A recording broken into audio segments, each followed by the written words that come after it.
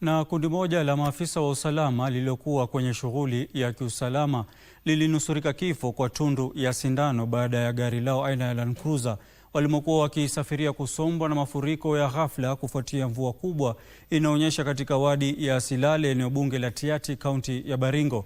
Gari hilo lililokuwa likiwasafirisha maafisa wa polisi kwenda kuokoa gari jingine la polisi lililokumbwa na tatizo kama hilo baada ya kukwama kwenye matope katika mto Akuchatis wakati wa operesheni hiyo ya uokoaji. Hata hivyo, magari yote mawili baadaye yaliondolewa kwenye matope.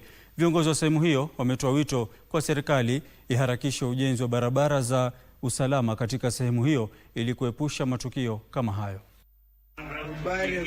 Land Cruiser ya polisi iliyokuwa ikiwasafirisha maafisa wa polisi ilikuwa hapa na kulazimu kupelekewa kwa gari lingine la polisi kuliokoa. Dakika chache baadaye kiwango cha maji kiliongezeka na kufunika Land Cruiser hiyo ya polisi na kukatiza juhudi za uokoaji, huku maji hayo yakiwazuia watu na magari kupita.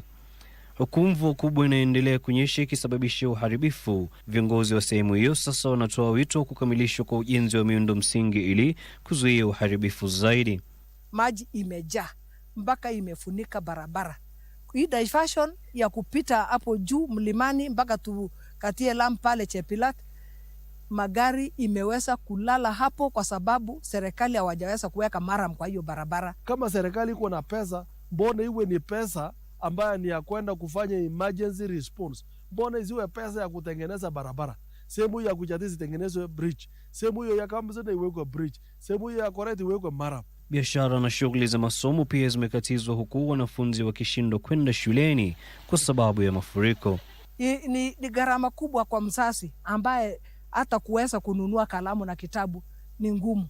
Sasa je, mambo ya kuweza kulipa bot kila wakati, kila asubuhi na jioni ni ngumu sana. Magari hayo baadaye yaliondolewa, huku viongozi wa sehemu hiyo wakitoa wito wa kujengwa kwa daraja katika sehemu hii. Yusuf Far, Darubini.